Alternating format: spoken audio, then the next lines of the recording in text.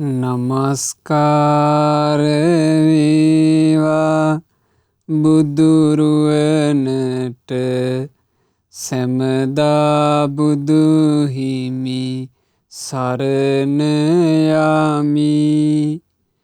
නමස්කාර වේවා ධම්රුවනට සැමදා සදහම් සරණ යමි. නමස්කාර වේවා සංඝරුවනට සැමදා මහා සංඝ සරණ යමි. නමස්කාර වේවා තුනුරුවනට සැමදා තිසරණ සරණ යමි. සාදු සාදු සාදු. මාගේ ගුරු දේවෝත්තම කල්යාණ මිත්‍ර පරම පූජනීය පින්වත් ලොකු ස්වාමීන් වහන්සේට ගෞරවාදර වන්දනාව වේවා. සාදු සාදු සාදු.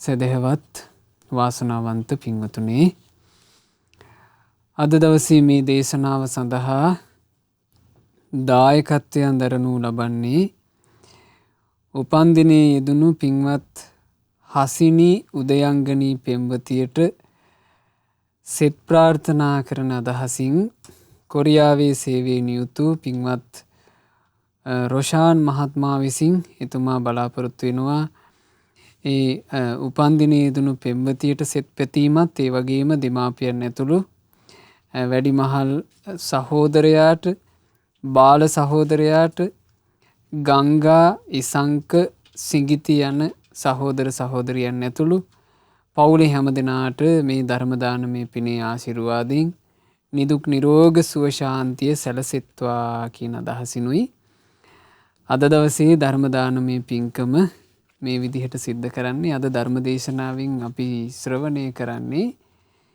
මේ බුද්ධ ශාසනයේ භික්ෂුණී සංඝයා අතරේ වැඩ හිටපු මහා ශ්‍රාවිකා උත්තමාවියක් ගැන.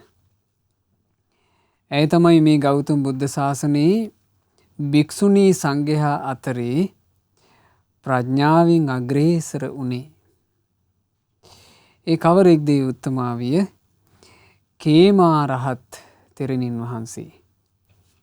අද අපි ඉගෙන ගන්නේ කේමා රහත් තෙරණින් වහන්සේගේ ඒ පින්වන්ත චරිතාපදානේ. ඒ චරිතාපදානයේ සම්බන්ධයෙන් අපේ බණ පොත්වල සඳහන් වෙන්නේ පදුමුත්තර බුද්ධ ශාසනයේ සිට මීට කල්ප ලක්ෂයකට පෙර මේ ලෝකයට පහළ වුණා දෙව් මිනිස් ලෝ සතුන් කෙරෙහි මහා අනුකම්පා ඇති පදුමුත්තර රහත් සම්මා සම්බුදුරජාණන් වහන්සේ. පදුමුත්තර බුදුරජාණන් වහන්සේ පහළ වෙන කාලෙත් මේ ස්ත්‍රියක්. ඒ කාලේ බුදුරජාණන් වහන්සේ සද්ධර්මයේ දේශනා කරනකොට ඈත් යනවා බණහන්ට.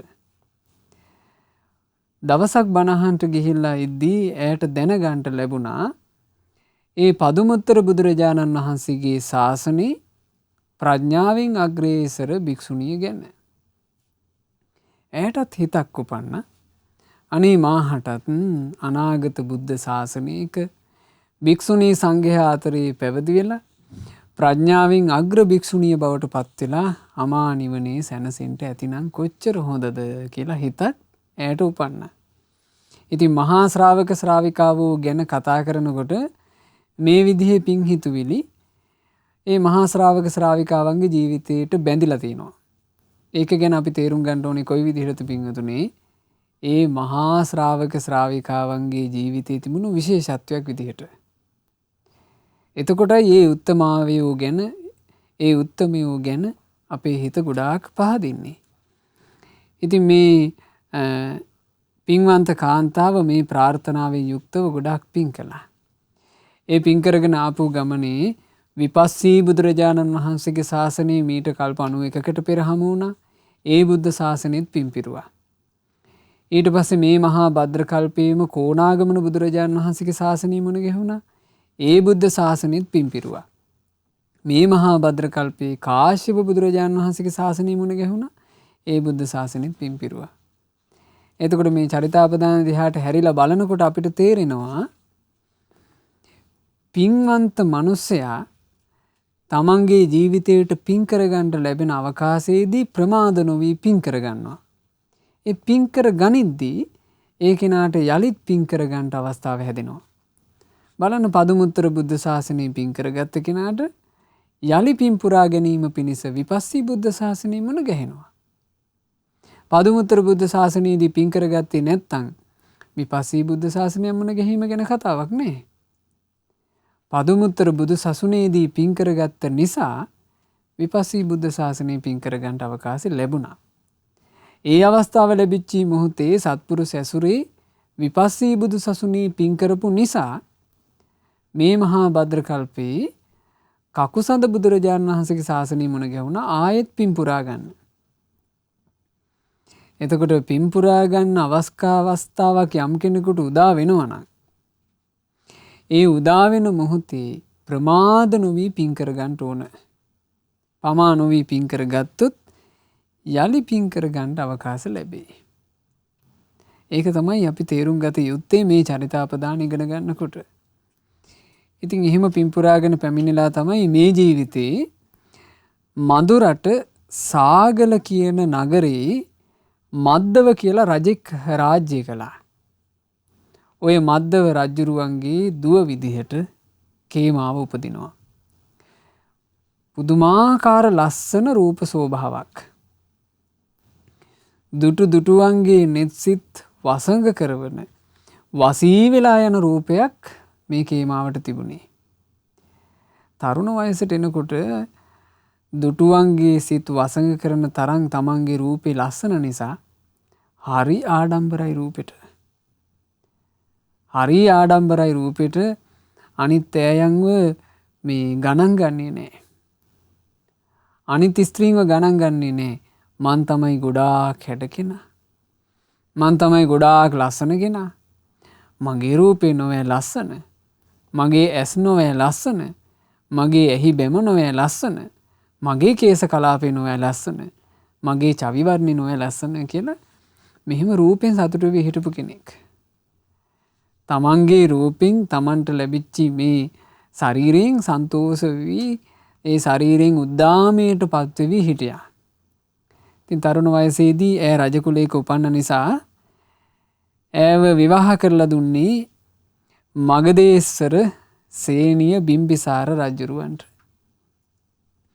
බිම්බිසාර රජුරුවන්ගේ අග්‍ර මහේසිකාව බවට පත් වුණා.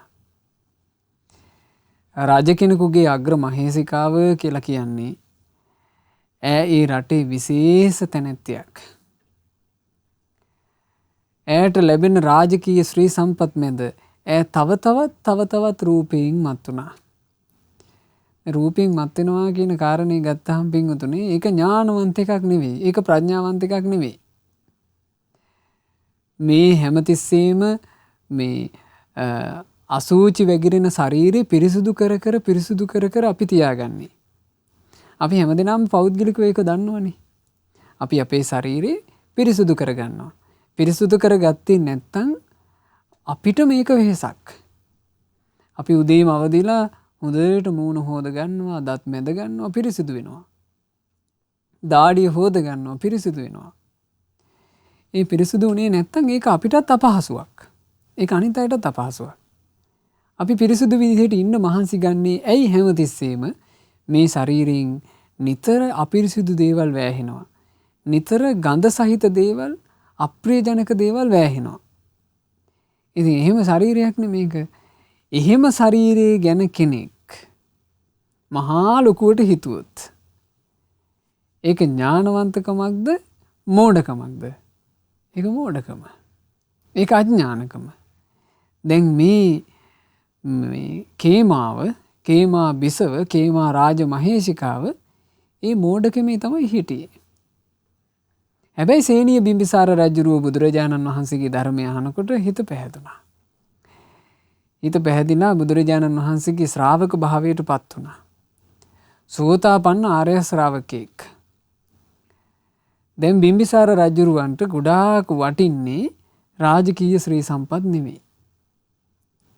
බිම්බිසාර රජුරවන්ට වටින්නේ බලයත් නෙමෙයි.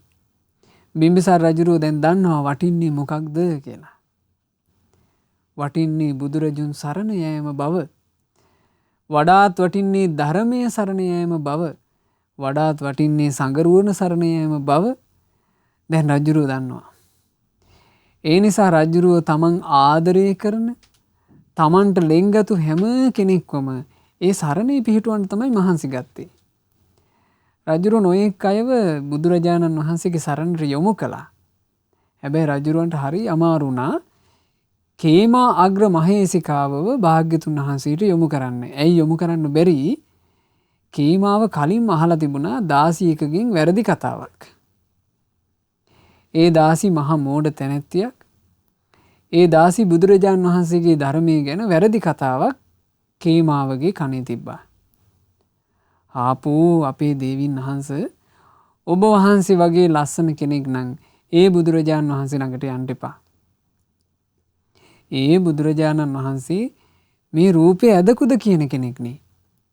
ලස්සනට ඉන්නවට අකමැති කෙනෙක් නේ. ලස්සන රූපේ කුණු වැහෙනවලු කියා කියවන කෙනෙක් නේ. ඒ නිසා ඔබ වහන්සේ වගේ ලස්සන කෙනෙක්, ඔබ වහන්සේ වගේ හැඩට ඉන්න කෙනෙක් නම් ඒ බුදුරජාණන් වහන්සේ ළඟට යන්න එපා. මොකටද නිකම් බැනුම් අහන්නේ කිව්වා. එතකොට රූපෙන් මත් වෙලා ඉන්න කේමා මේක ගත්තා. හරි පුදුම සහගතයි පින්වතුනි මේ බුද්ධ ශාසනයේ චරිතාපදන අපි ඉගෙන ගන්නකොට මේ බුද්ධ ශාසනයේ ප්‍රඥාවෙන් අග්‍ර භික්ෂුණිය බවට පත්වෙන කෙනා බුදුරජාන් වහන්සේ මුණ ගැහෙන්න කලින් ඉන්නේ මහා මෝඩ තැනැත්තියක් විදියට. තමන්ගේ රූපේ ගැන මත් වෙලා තමන්ගේ රූපය ගැන මත් වෙලා රූපේ සරසා හැමතිස්සෙම මේකප් කර තමයි දැන් කේමාව ඉන්නේ.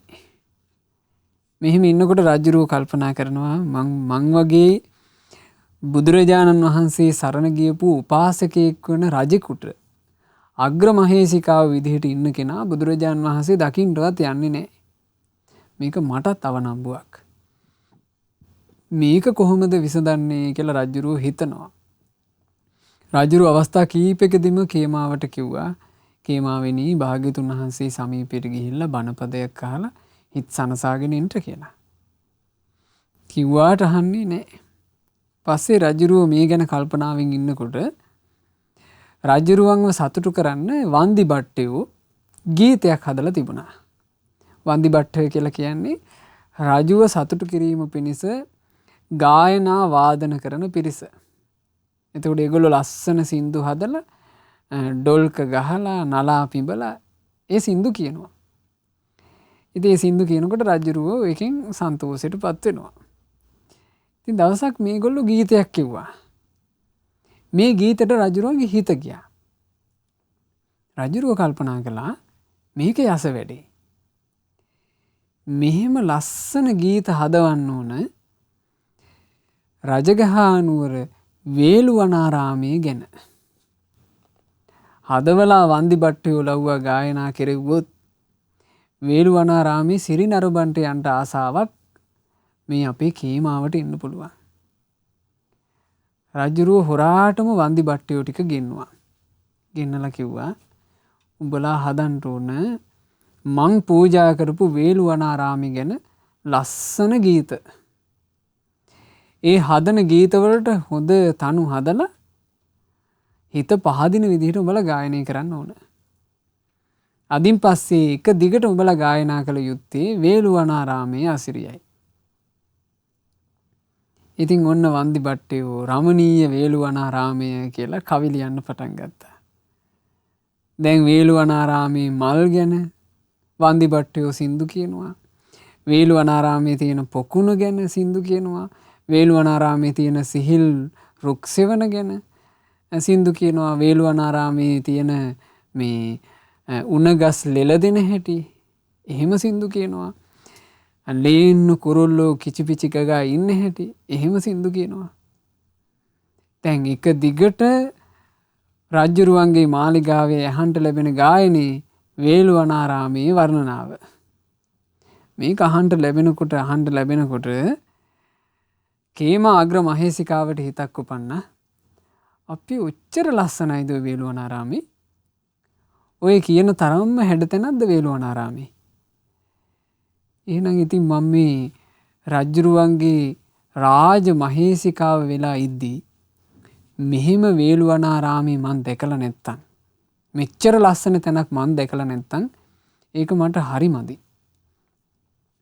මාත් එහෙනම් අවසරයක් අරගෙන රජ්ජුරුවන්ගෙන් වේළුවනාරාමේ බලන්ට යන්න ඕන කියලා ඔන්න කේමාවට හිතෙනවා. රජ්ජුරුවන්ගේ උපාය වැඩ කළා. කේම අවසරයක් පතනවා රජ්ජුරුවන්ගෙන්, රජතුමනි වන්දිභට්ටයෝ කියපු ඒ ලස්සන කවිපද අහන් හිටියා.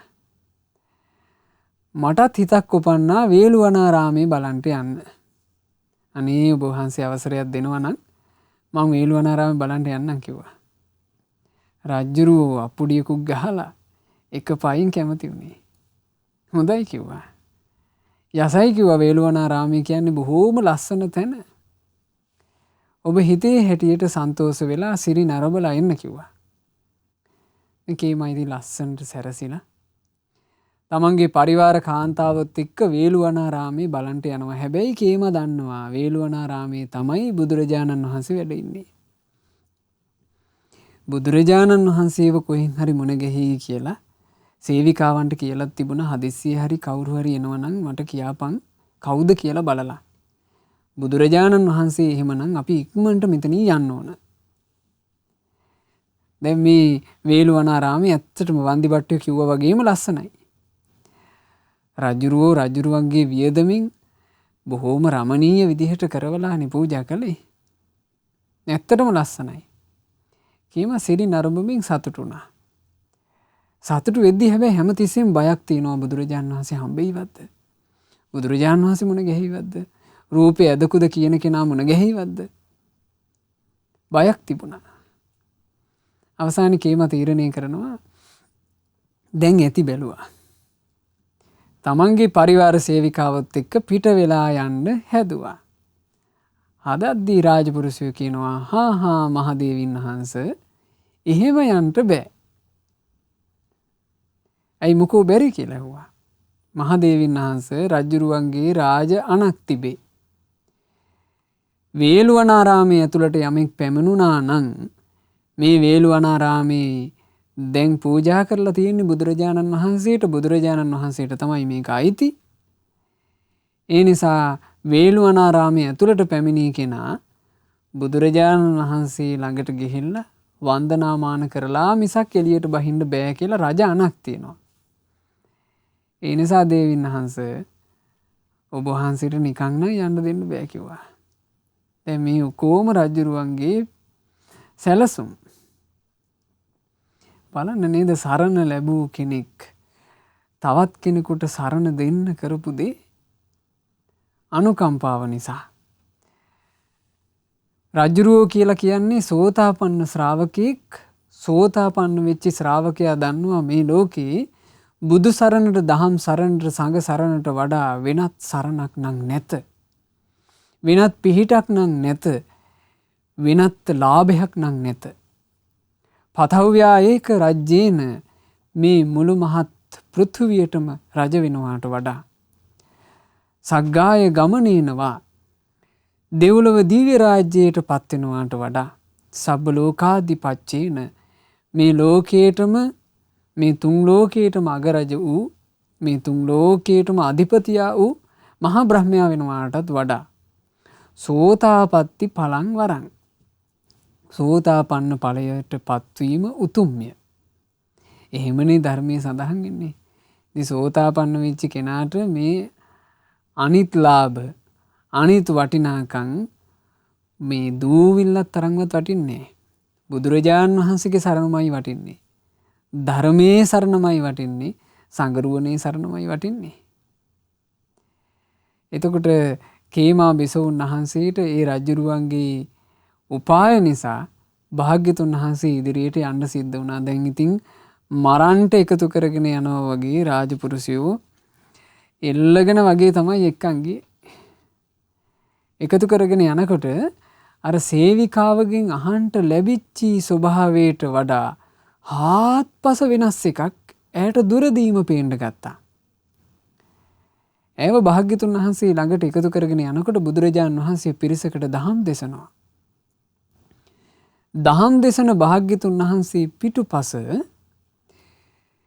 දෙව්ලියක් බඳු ස්ත්‍රියක් භාග්‍යතුන් වහන්සේට පවන් සලන හැටි කේමාට පේනවා. ඇත්තම කේමාව බුදුරජාණන් වහන්සේ දැක්කේ නෑ. ඇය දැක්කේ අර ස්ත්‍රී රුවයි. ඒ ස්ත්‍රිය දිහාම බලාගෙන ගිහිල්ලා තමන් දන්නෙත් නෑ වාඩි වුණා. වාඩි වෙලා දැන් ඇස් දෙකත් ලොකු කරගෙන කටත් අයාගෙන බලාගෙන ඉන්නවා අර ස්ත්‍රී රූපයේ දෙස. ඒ ස්ත්‍රී රූපය භාග්‍යතුන් වහන්සේ විසින් එරදිහින් මවන ලද්දක්. ඒ ස්ත්‍රිය එරදිහින් මවන ලද ස්ත්‍රිය බුදුරජාණන් වහන්සේට පවන් සලමින් ඉන්නවා. දැන් කේමා මේ ඊතා රූපශ්‍රී ඇති ස්ත්‍රියව තමන්ට සංසන්දනය කර කර බලනවා. කේම බලනවා එයාගේ කොණ්ඩෙද ලස්සන මගේ කොණ්ඩෙද. කේම හිතන්ටත් අකමැති තමන්ගේ කොණ්ඩෙට වඩා එයාගේ කොණ්ඩෙ ලස්සනයි. මගේ ඇස් දෙකට වඩා එයාගේ ඇස් දෙක හරි ලස්සනයි. මගේ ඇහිබැමි වලට වඩා එයාගේ ඇහිබැමි හරි ලස්සනයි. මගේ හිනාවට වඩා එයාගේ හිනාව කොච්චර ලස්සනද. මෙහෙම දැන් එකින් එක අඟපසඟ ඈ හොඳට බල බල ඉන්නවා. ඒ රූපෙට ඇය වසඟ වුණා. ඇය රූපෙට වසඟ වී සිටියේදී බුදුරජාණන් වහන්සේ එරදී පෙළහරක් කරනවා. අර රූපේ ටික ටික වැහැරෙනවා. සාමාන්‍ය මේ ජීවිතය ගත කරනකොට අපේ රූපයට කාලයක් ගිහිල්ලා වෙන දේ බුදුරජාණන් වහන්සේ පොඩි වෙලාවකින් වෙන්න සැලැස්සුවා. දැන් අර ස්ත්‍රී රුව අනුක්‍රමිකව වැහැරෙන්න පටන් ගත්තා. බැබලී තිබුණු හැම රැලි වැටුණා. ඇගේ සිනහව අතුරු දහන් වුණා. ඇගේ කටේ තිබුණා සිනහ වෙද්දී දිලිසෙන ලස්සන දත්. ඒ දත් නැතුව ගියා. ඇස් දෙක තිබුණා බැබලි. ඒ ඇස් දෙක බොර පාටට හැරුණා. ලස්සන හැඩයට දේ දුන්න වගේ ඇහි දෙබම තිබුණා. ඒ ඇහි බැමි එල්ලා වැටුණා. නාහේ වකුටු ගැහුණා. ශරීරෙත් කුදු වුණා. අවසානයේ කෙලින් හිටගෙන ඉන්න පණ නැතුව ඇදගෙන වැටුණා. ඇදගෙන වැටෙනකොට ඒ මවන ලද ස්ත්‍රී රුව ඇදගෙන වැටෙනකොට කේමාවගේ මෝඩකමත් ඇදගෙන වැටුණා. කේමාව යම් විදිහකට මේ රූපයට වසඟ වෙලා හිටියද ඒ ඔක්කොම එක සැනකින් ඇය අත්හැරියානේ. ඒක තමයි ඉතින් ප්‍රඥාව. ඒක තමයි ප්‍රඥාව.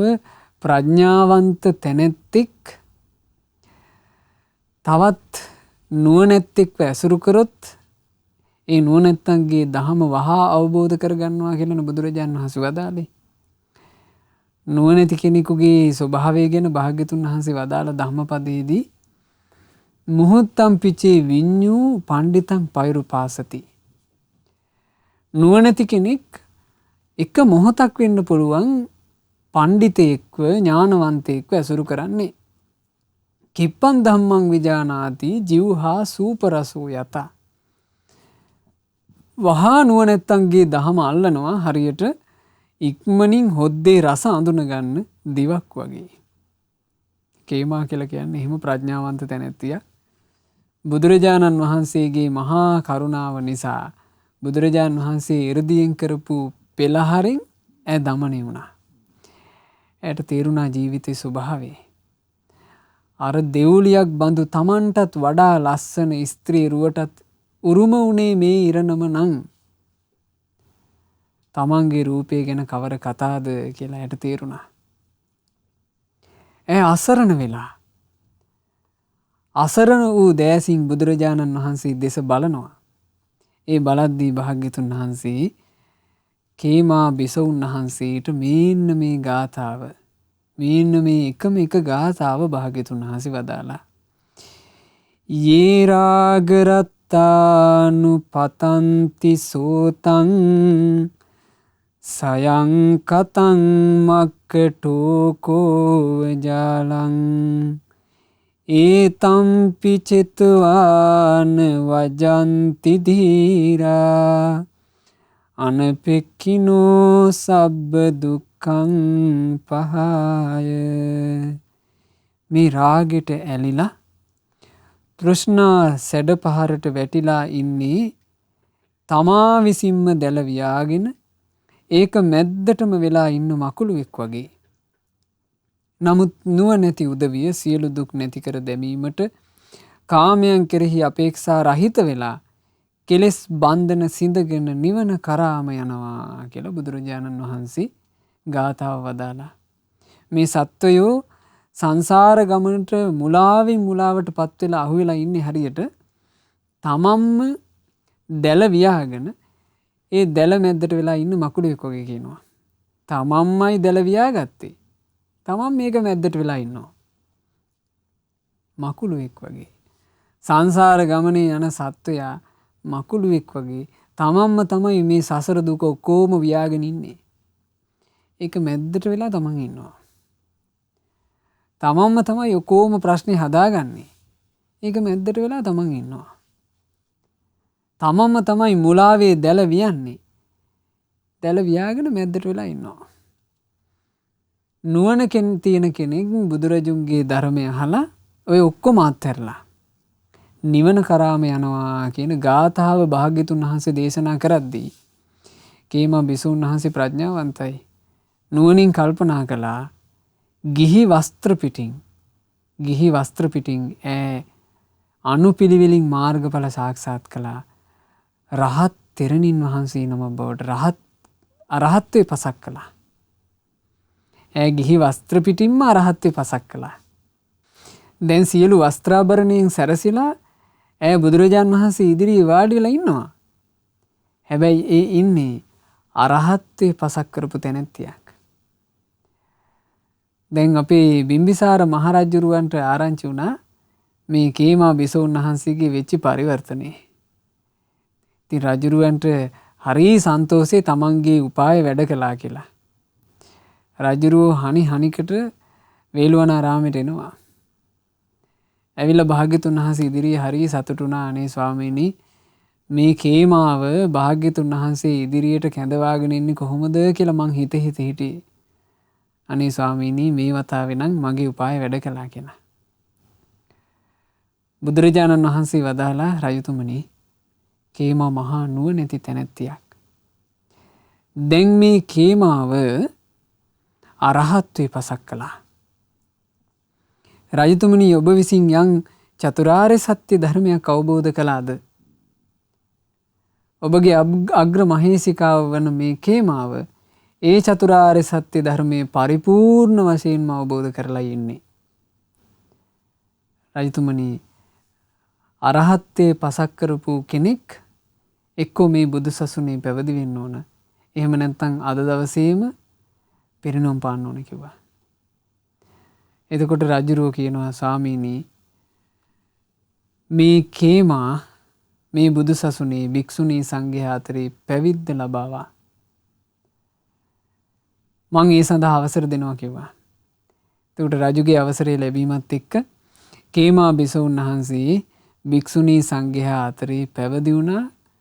පැවිදි වුණේම රහත් තෙරණියක් විදිහට. හරි ආශ්චර්යයි බුද්ධ ශාසනයේ. ඉතින් කේමා රහත් තෙරණින් වහන්සේ පස්සේ කාලෙක බුදුරජාණන් වහන්සේගේ ශාසනයේ අගතනතුරු ලබනවා. ඒත දග්ගම් භික්කවේ මම ශාවිකානම් භික්ඛුණීනම්. මහණෙනි මාගේ ශ්‍රාවිකා වූ භික්ෂුණී සංඝයා අතරේ මේ ප්‍රඥාවෙන් අග්‍රේසර භාවයට පත් වෙන්නේ පඤ්ඤාවන්තානං යදිදං කේමා. ප්‍රඥාවෙන් අග්‍රභාවයට පත් වෙන්නේ මේ කේමාවයි කියලා බුදුරජාණන් වහන්සේ අගතනතුරු ප්‍රදානය කළා. බුද්ධ ශාසනය තුල අග්‍ර ශ්‍රාවිකාව විදිහට ගත්තාම කේමාව කියලා කියන්නේ බුද්ධ ශාසනයේ අග්‍ර ශ්‍රාවිකාව. තවත් අග්‍ර ශ්‍රාවිකාවක් හිටියා උප්පලවන්නා රහත් තෙරණින් වහන්සේ. ඉතින් මේ කේමා රහත් තෙරණින් වහන්සේ ওই විදිහට අරහත්ත්වේ පසක් කරලා ටික කාලයකට පස්සේ වනාන්තරයේ රුක් සෙවණක තනි පංගලමේ භාවනාවෙන් වැඩ ඉන්නවා. ඒ භාවනාවෙන් වැඩ ඉන්නකොට වසවර්ති මාරයාට හිතුවිල්ලක් උපන්නා මේ කේමා භික්ෂුණියව තමන්ගේ වසඟයට ගන්න ඕන කියලා. මේ කේමා භික්ෂුණිය මම මගේ වසඟයට ගන්න ඕන කියලා හිතක් මාරයාට උපන්න. මොකද ඒ තනි පංගලමේ හිටියේ. දැන් සාමාන්‍යයෙන් තනි පංගලමේ භික්ෂුණියක් රුක් සෙවණක වාඩි වෙලා ඉද්දී ඇගේ අරහත්ත්වය පිටට පේන්නේ නැහනේ. හැබෑවටම අරහත්ත්වයට පත් වුණා නම් ඒක පිටට පෙන්වන්නේත් නෑනේ. ඇගේ අරහත්ත්වය පිටට පේන්නේ නෑ. ඇය රුක් සෙවණක වාඩි වෙලා ශාන්තව භාවනා කරනවා. මාරයා හිතුවා මේක හොඳ වෙලාව අවුල් කරලා දාන්න ඕන මේ තැනැත්තියව. බොහොම ලස්සන හැඩකාර තරුණියෙක්ගේ කඩවසන් තරුණියෙක්ගේ වෙස් ගත්ත මාරයා. ළඟට ඇවිල්ලා කියනවා ප්‍රිය කේමා ඔයා තාමත් තරුණයි. ඔයා හරි ලස්සනයි. මේ බලන්ට මන් දිහා මාත් යොවුන් තරුණයෙක්. එන්න අපි මියුරු සංගීත රසය ලබමින් කාම සැපේ යලි වාසය කරමු කිව්වා. කාමයේ පිණිස ආරාධනා කළා. එතකොට ප්‍රඥාවන්ත කේමා භික්ෂුණිය කේමා රහත් තෙරණිය බලනවා කවුද මේ මට මේ જાතියේ වචන කියන්නේ? එසනින් අඳුනගත්තා මේ වසවර්ති මාරයා නොවේ. මාරයා තමයි මා ඉදිරියට පැමිණලා මේ වචන කියන්නේ. එතකොට කේමා රහත් තෙරණින් වහන්සේ මාරයාට පිළිතුරු විදිහට මෙන්න මේ ගාථා පැවසුවා. ඉමිනා පුතිකායේන ආතුරේන පබංගුණා අට්ඨියාමි හරායාමි කාමතණ්හා සමූහතා. එයි මාරය නිතර රෝග හටගන්න වහා බිඳිලා යන මේ කුණු ශරීරය ගැන මං පිළිකුලෙන් ඉන්නේ. මං ලැජ්ජාවෙන් ඉන්නේ. කාම තණ්හාවේ මුල් පවා නැති කරලයි මං ඉන්නේ. ශරීරය ගැන තිබුණු වැටහීම. මේ ශරීරය කියලා කියන්නේ නිතර රෝග හටගන්න එකක්. ශරීරය කියලා කියන්නේ වහා බිඳිලා යන එකක්. ඒ බිඳිලා යන ශරීරය ගැන ඇත්තටම ශරීරයේ ඇත්ත ස්වභාවය දැකගත්ත කෙනෙක් විදිහට පිළිකුලෙන් කියනවා ඉන්නේ. ලැජ්ජාවට පත් වෙලා ඉන්නේ කියනවා මේ කාම තණ්හාවේ මුල් පවා මං නැසලයි ඉන්නේ. සත්තිසූලූපමා කාමා කන්දා සංඅධි කුට්ටනා යං ත්වං කාම රතින් බ්‍රූසි අරතිදානි සාමම. කාමයන් කියන්නේ විසපෝපු ආයුධ වගේ දෙයක්. පංච උපාදානස්කන්ධ කියන්නේ මස් වැදලි වගේ දෙයක්. ඔබ ඔය කාම රතිය කියන දේ දැන් මට අරතියක්. රති කියලා කියන්නේ ආස කරන දේ. අරති කියලා කියන්නේ එපා වෙච්ච දේ. ඔබ ඔය යම් දෙයකට කැමති වෙනවාද කාමයේ නම් වූ දෙයකට ඒක දැන් මට අරතියක් කියනවා. මොකද හේතුව නුවණින් දැක්කා ඇය කාමයේ කියලා කියන්නේ විසපවාපු ආයුධ වගේ. විසපවාපු ආයුධය පින්වතුනි පරිස්සමින් පරිහරණය කරන්න ඕන. අපි හිතමු විසපෝපු කිනිස්සක්, විසපෝපු ඊතලයක්, ඒක පරිස්සමින් පරිහරණය කරන්න ඕන. විසපවාපු එක හදිස්සියේ හරි විසපවල ආයුධේ හදාගත්ත මිනිසයාගේ උනත් වැදුනොත් ඒ මිනිසයාගේ ශරීරයට විස ඇතුල් වෙනවා. අපි හිතමු කෙනෙක් ගාව තියෙනවා තමන්ම විසපවල හදාගත්ත කිනිස්සක්. ඒ කිනිස්ස තමන්ගේම ශරීරය ඇනුනත් තමන්ට විසින් හානි සිද්ධ වෙනවා. කාමී කියලා කියන්නේ ඒ වගේ. තමන්ම උනත් තමන්ගේ රූපෙන් මත් වුනොත් තමන්ටම හානි සිද්ධ වෙනවා. තමන්ම උනත් තමන්ට අයිති කාම වස්තුවෙන් මත් වුනොත් තමන්ට හානි සිද්ධ වෙනවා. තමන් වටේ තියෙන කාම වස්තු වලට තමන් මත් වුනොත් හානි සිද්ධ වෙනවා. ඒ කාමයේ පරිහරණය කරන්න ඕන ගොඩාක් පරිස්සමින්. හරියට විස පොවාපු ඊතල විස පොවාපු කිනිසි පරිහරණය කරනවා වගේ හරි පරිස්සමින් ප්‍රවේශමින් පරිහරණය කරොත් මේ වගේ තියෙන්නේ විස කියලා දැනගෙන පරිහරණය කරොත් ඒ කෙනාට මේ ජීවිතේ ගත කරලා කාමයන් එක්ක සම්බන්ධයක් නොවි කාමයන්ගෙන් අනතුරක් කරගන්නේ නැතුව මැරෙන්න පුළුවන්. හැබැයි කාමයන්ට වසඟ වෙච්ච තැනැත්තා හරියට මිය පරලෝ යන්නේ මේ විසපොවාපු ඊතලයක් විසපොවාපු කිනිස්සක් තමන්ගේ ඇඟ ස්තුවාල කරලා ඒ විස දුවලා මාරාන්තික දුක් විඳලා මැරෙනවා වගේ කාමයට වසඟ වෙච්ච මිනිසයා මිය පරලෝ යන්නේ. අනේ මේ මං පරිහරණය කරපු දීපල මං කොහොම දාලා යන්නද? ඇයි මේ පරිහරණය කරපු දීපල තමන්ගේ හිත ඇතුළට කාවැදිලා විස පෙවිලා අයියෝ මේ මගේ දරු පැටව මං ආදරය කරපු මං කොහොම දාලා යන්නද? විස පෙවිලා මගේ වාහනේ මං ගොඩාක් සල්ලි හම්බ කරලා ගොඩාක් සල්ලි ඉතිරි කරලා ගත්ත මගේ වාහනේ මේක කොහොමද මං දාලා යන්නේ? විස පෙවිලා. මේ අපිට අයිති ඉඩම මේ ඉඩම නඩු කීයක් කතා කරලා දින්නේ? එහෙම දිනපු ඉඩම මං කොහොම දාලා යන්නද? විස පෙවිලා. මේ මගේ අම්මගේ පරම්පරාවෙන් ලැබිච්ච ආභරණ ටික තාත්තගේ පරම්පරාවෙන් ආපු ආභරණ ටික මේ ආභරණ අපේ වංශ පරම්පරාවට අයිති මේ ආභරණ මේවා කොහොම දාලා යන්නද? විස පෙවිලා. මේකට තමයි කියන්නේ පින්වතුනි විස පෙවෙනවා කියලා. අතහැරලා යන්න බෑ. අතහරින්න ලැහැත්ති වෙනකොට මහා දුක් වේදනා. අයියෝ මේ දේවල් කොහොම දාලා යන්නද? ශරීරයකට විසක් කැවුනට පස්සේ හරි අමාරුයි විස ඉවත් කරන්න. අමාරුවෙන් හරි හැබැයි විසක් නම් ඉවත් කර හැකි. හැබැයි මේ කාම බන්ධනේ ගලවන එක ලේසි නෑ. දවසක් භික්ෂුන් වහන්සේලා පිණ්ඩපාතේ වඩිනකොට භික්ෂුන් වහන්සේලා දකිනවා බන්ධනාගාරේ අල්ලගෙන හිටපු රැඳවියෝ ටිකක් තව බන්ධනාගාරයකට මාරු කරනවා. දරුණු රැඳවියෝ. ඒ නිසා දන්වැල් වලින් තදයට බැඳලා හිටියා. මේ භික්ෂුන් වහන්සේලා කල්පනා කළා පුදුම බැඳිල්ලක්නේ බඳලා තියෙන්නේ.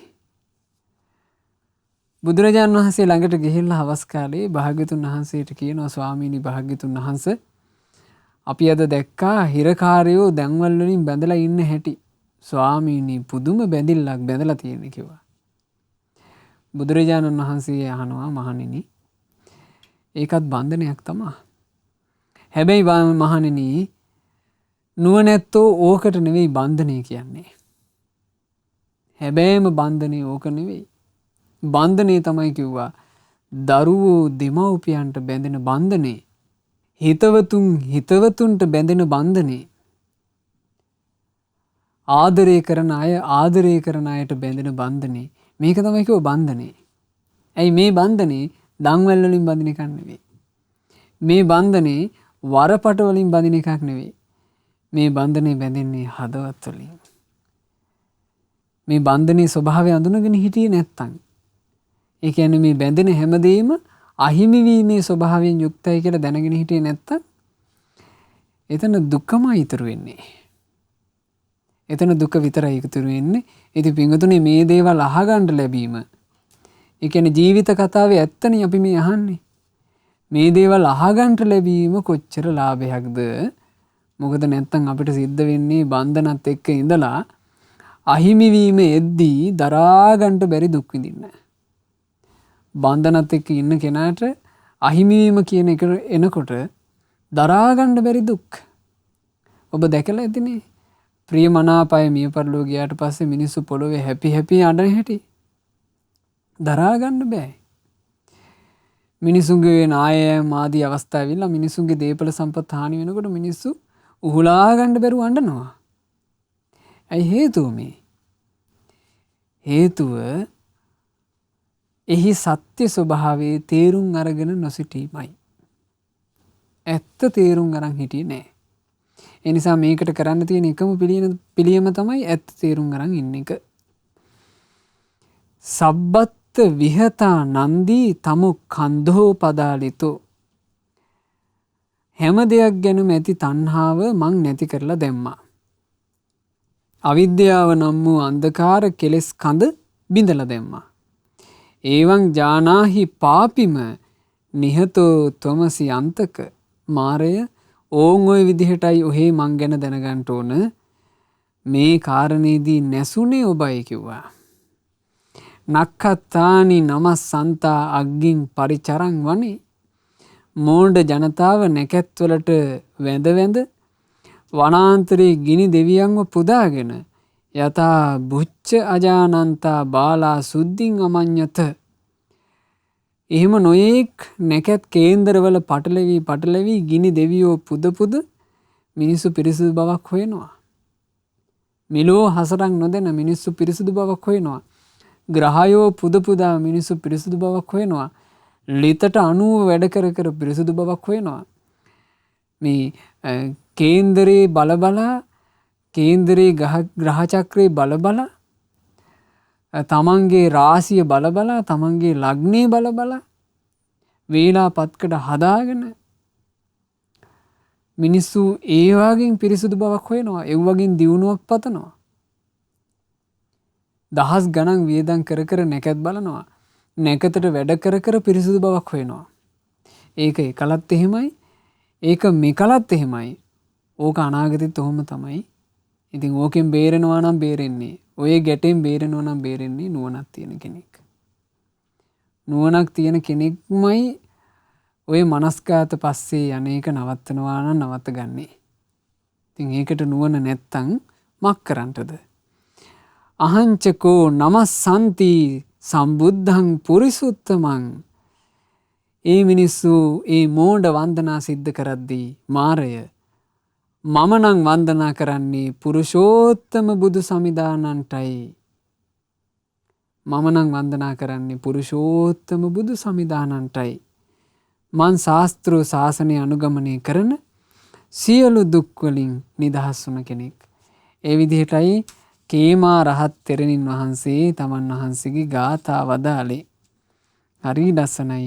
අහංචකෝ නමස්සන්ති සම්බුද්ධං පුරිසුත්තමං. මම නම් වන්දනා කරන්නේ පුරුෂෝත්තම වූ සම්බුදුරජාණන් වහන්සේටයි. අනික වන්දනා මට වැඩක් නැහැ. හිතට ගන්න එක. හිතට ගන්න බුදුරජාණන් වහන්සේගේ සරණ මුණ ගැහිච්චි මොහොතේ ඕන්න ඔබත් හිතට ගන්න.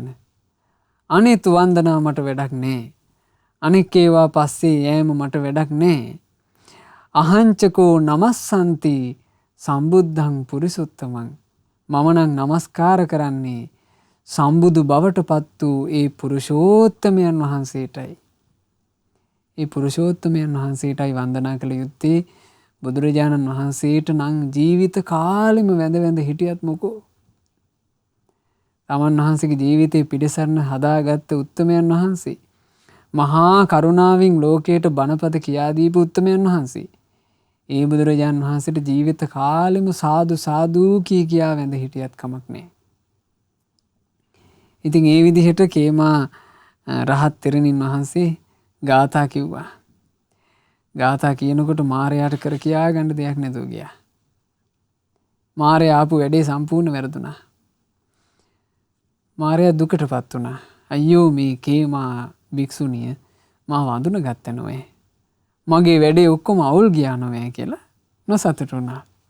නොසතුටු වෙලා මේ මාරයා එතනම නොපෙනී ගියා. ඒ නිසා පින්වතුනි බුදු සරණක් ලබාගෙන බුදුරජාණන් වහන්සේගේ පිහිට ලබාගෙන බලන්න තමන්ගේ ජීවිතය සම්පූර්ණයෙන්ම වෙනස් කරගත්ත හැටි.